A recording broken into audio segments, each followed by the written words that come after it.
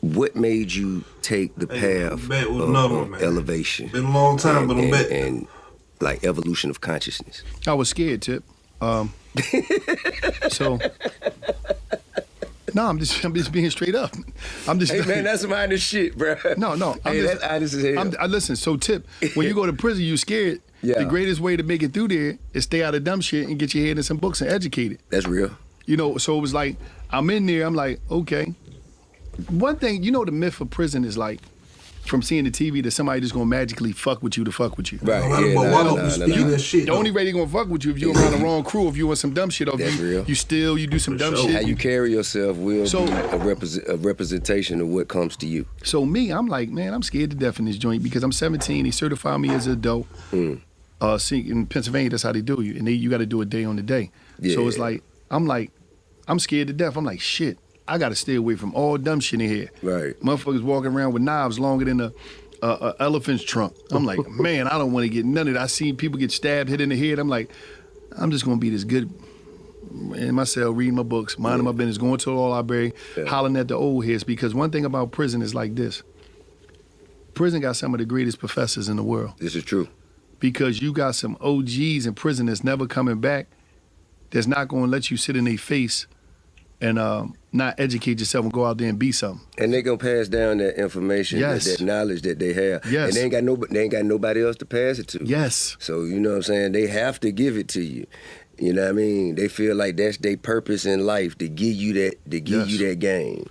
And that was my thing. My thing was like this, Tip. My thing was like, man, I'm gonna get all this knowledge because But Wallo be and speaking it's not that just shit, in prison, though, on the ain't gonna streets. hold you. For those that's watching. Wallo stay speaking Some that of the shit. greatest teachers you're gonna get is older people, especially successful ones. You sit down, you could be around them all day. They gonna tell you everything because they ain't got nobody to talk to a lot of times. When the student is ready, the teacher will teach. They gonna teach. So I was in there on that time, and I was like, and I seen the dumb shit was going on. I seen dudes getting high. I seen dudes going crazy because they on psychotropic medications to try to escape the bit. And I was like, man, I ain't doing that shit. I never did a drug or drunk, so I'm like, I ain't doing no drugs. I wasn't trying to hustle. I was in the kitchen, so I'm selling shit out the kitchen. That was my hustle. Yeah. But I wasn't getting in the drug game, or I wasn't. Listen, You weren't gambling, no shit like that. I think a lot you of didn't play the people- tickets. No, I paid tickets, but that's different. Tickets is different. I didn't play. Listen, and How people many times you hit? probably like twice. 20-year worth of Yup, tickets. I probably hit twice because I was an over and under dude. So I played. You know, you got to pick 4 overs and numbers, and I always like to pick overs. All that shit they doing right now with pride. They've been picks doing and that They've shit been doing that 30 shit in the years ago, penitentiary, man, bro. in the penitentiary. That shit been in the penitentiary They had the forever. tickets. You get the ticket, you circle up. Yeah. So the whole twist is like, you know, I was one of them dudes that was like, I seen a dude get hit in his head about the spades.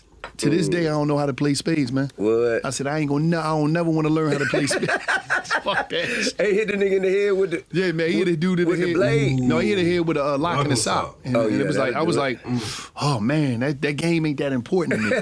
So So I never Me learned. and my old lady serious about this Hey, shit. kids, That spade shit ain't jail, no joke. man. That's, Serious, and that's why everybody be Shit like, ain't it. man, you was in jail, you don't know how to play spades. I said, I never learned. It You wasn't ain't- worth it. So you ain't play nothing in jail? No, I Chess? played checkers. Checkers? No, hold. Let me explain something to you.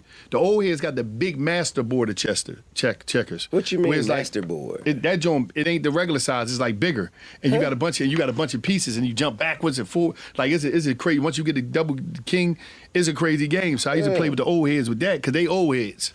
They not young boys. So you ain't get into the chest. You ain't get the chest at no, all. I ain't even getting into that either. They get rough about that too. For real? So I said, fuck all that, man. I'm not dealing I with ran the that. poker table. Poker, that's money. That's a gamble. You was gambling. Yeah. That's that big gambling table. That how I passed my time. The gambling, That how that's I passed my gambling. time. Yeah. Yeah, I lost, man. I lost a whole bunch of days just sitting at the poker table. Yeah, you Yeah, be I there, they be mean, there from From the sundown. time they popped that lock, Yeah. load my blanket on the table, get Yup, my you go, yup, chips. you yup. That's how I did my time. Okay, so you go in there and you educate yourself. Did you have in mind what you wanted to do when you got out? No, see, I just knew I wasn't coming back to jail. I had a lot of stuff, but one thing that really where I got a lot of game from was Anthony Bourdain. I was in jail watching Parts Unknown, No Reservations, and A Layover, and I seen Anthony Bourdain, and that was the first time I ever got on a plane in my life was with Anthony Bourdain. I was watching, I was like, this dude And I'm like, this dude used to shoot dope. I mean, he used to be on Hand. He got his life together, was a chef, New York Times bestseller. And he just went around the world. So I used to sit there and watch his shows religiously. And I was like, hold up. Like, it's a big-ass world out there? Because I go down before that phone. Right. So you got to think about it. What year you went down? 1996. So you got to think about it. You got to think about it. Before the phone, everything was prehistoric. So when you go into prison, you only know from the day you went. Right. So it's like the fact that I'm looking at this, I'm like, what? This dude all over the world, man. We could go all over the world. Yeah. And then when dudes come into prison, and I'm getting new game because I used to have this thing called the Book of Life where I write anything down. Like when people come to jail, I will interrogate about the free world. Like what's going on. So when dudes telling me, yeah, man, I went to here. I said, how you do that? How did you get on the plane? Man, a credit card, man. I got the credit card. You got a credit card. So I'm just writing anything down so I can research them when I get out. Because I'm like, I'm trying to learn about life. That? Yeah, I still got the Book of Life. They seen that. I seen it on Instagram. Everybody know about the BOL.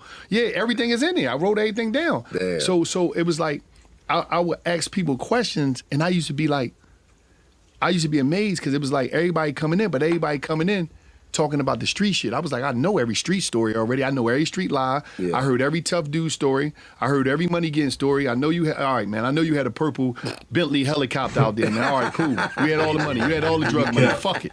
I heard all them joints. You got a public defender. Yeah, you know them, boss. I mean, all the money got a public defender. Yeah. Okay, cool. So I knew that. So I'm just like, that information was the most important thing that I learned from Anthony Bourdain was that the hood lack exposure. We don't see outside of the hood, so we don't see the possibilities of who we could become. So I'm looking at Anthony, I'm like, all right, when I get home, it's on. I said, when I go home, I'm going everywhere I could go, man. Bus, train. And one of the places that I wanted to come so bad was Atlanta, because I said, and I'm going to tell you why. Every show that I watched in jail, after it went off, it was shot in Atlanta. It was shot in basically down Georgia because the Georgia Peach come up. Yeah. Every credit. So I'm like, it's popping down there, man. I'm looking at the reality shows and all that shit. And I'm going to tell you, man. Yeah. When the first chance I get, shout out to my brother Saif, from my brother from another mother. He was living down here, Alpharetta, Georgia. So living good. Yeah, my homegirl Nadia was from Philly. She was living down here too. So she came through up Philly one time to do some hair. She came through the block. She's like, Wallo, come down to land. I was selling these shirts called Is Always Money in Philadelphia. He's like, get something done and say Atlanta. I said, all right, cool.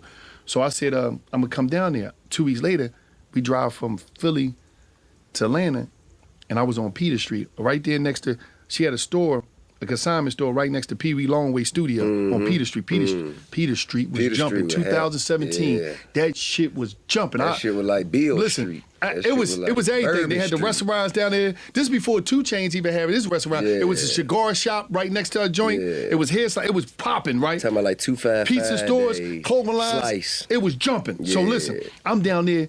I'm like this, and I'm like, I never forget.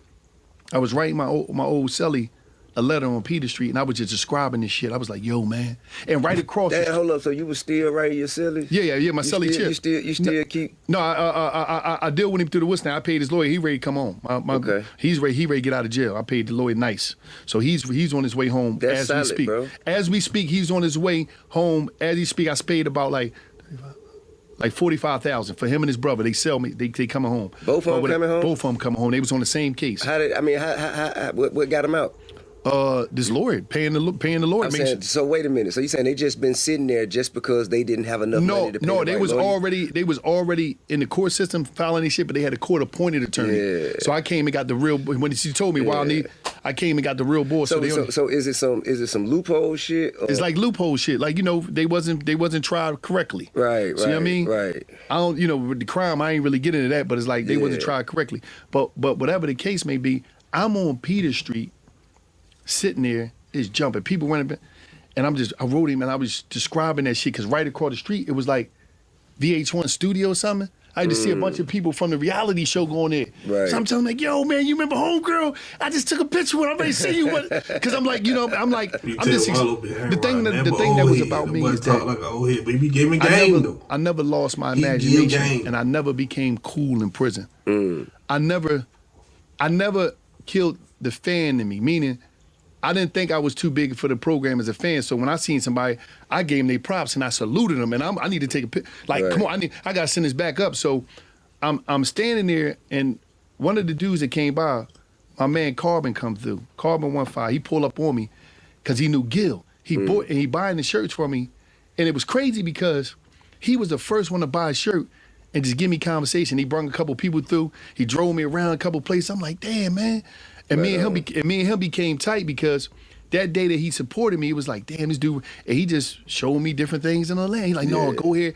And one time he took me to he had took me to Lennox, right?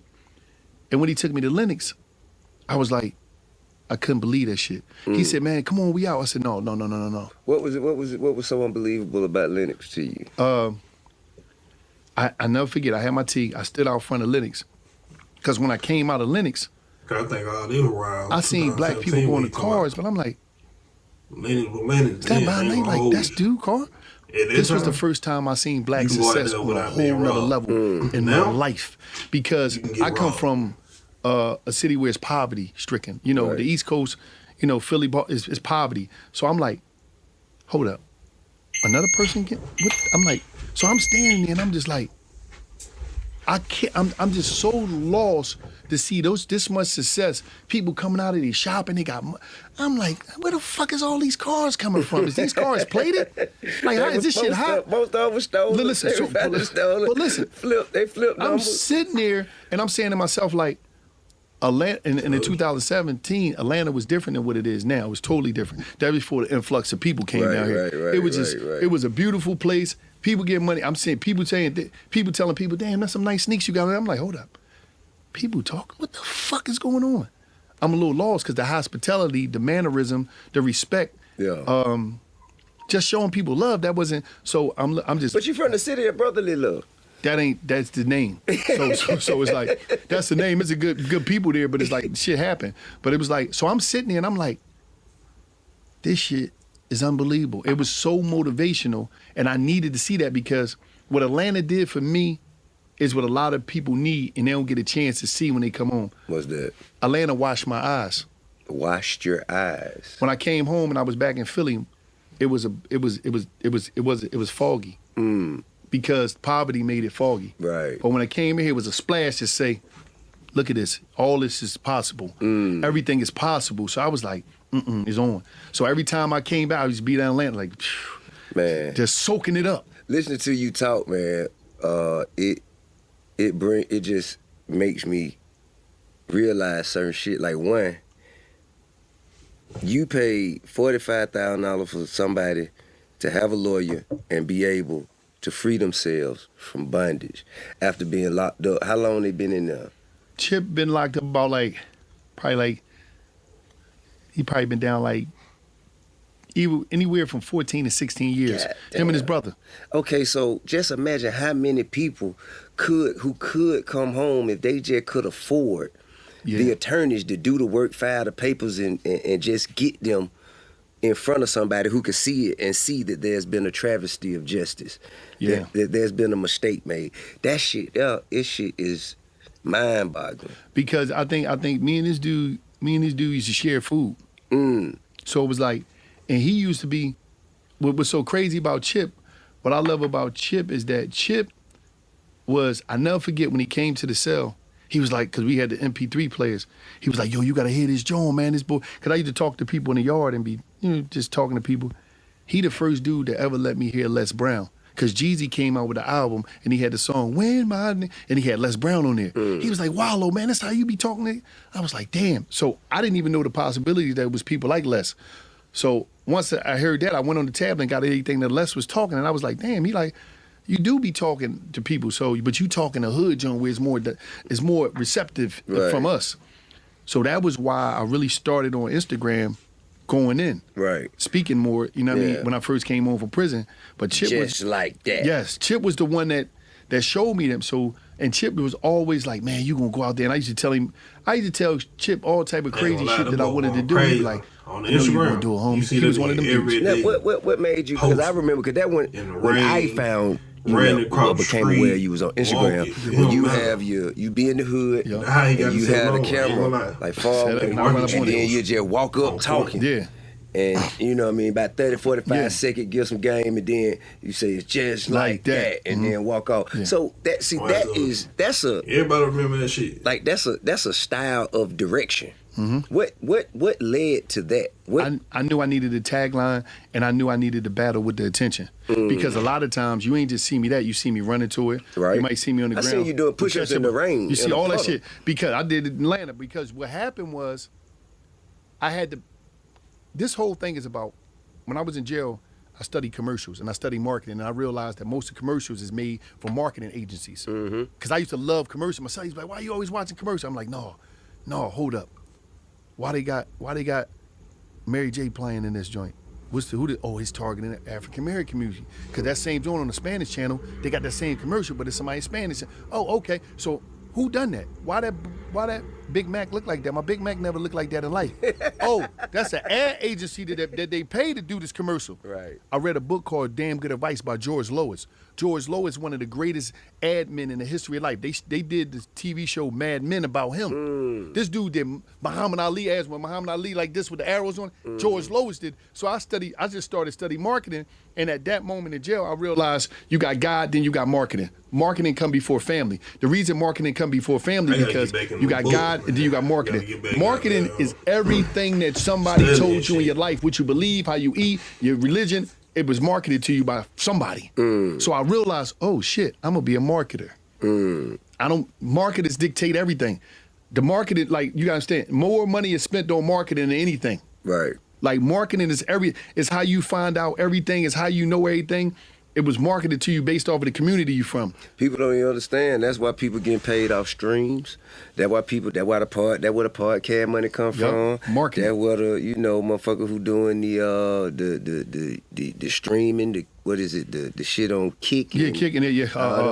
Twitch and all that kind, all them, yeah. All that shit is because of ads. Yup, ad dollars. You know what I mean? YouTube, ad dollars. Yeah, all that commercials, shit. and when I came in the game early in the podcast, I used to tell dudes, because dudes were like, why they got them ads on? I don't like the ads on. Nigga, that's the money. Like, bro, for the commercial, we watch ads our whole life. When we watch the Cosbys, when we watch Days of Our Lives, right. with General Hospital. And we didn't get none of the money. No, you had to watch the ads. Right. And so it was like, you learn that, and then reading up at the same time, understanding legendary people like Byron Allen and what he did. Shout out to him. He just knocked McDonald's in the head. Knocked them for some bees, didn't Yeah, because they was playing with the advertising money when it was concerning black content. Right. And he went in there and handled his business. And shout out to Charlemagne. Charlemagne put me on the phone with Byron, and Byron told me this. He said, Wallo, he said, you got everything that you need right now. He said, there's trillions of dollars out there looking for a home.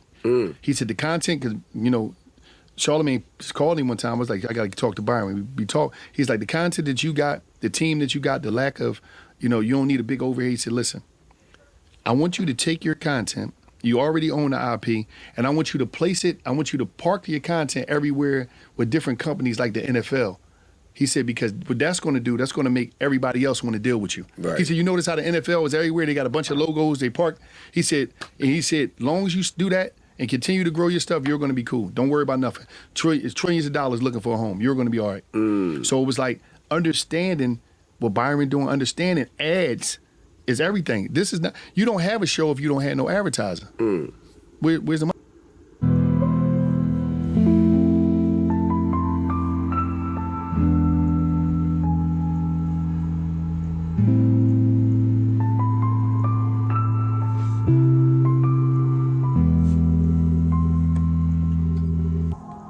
You did say some shit though.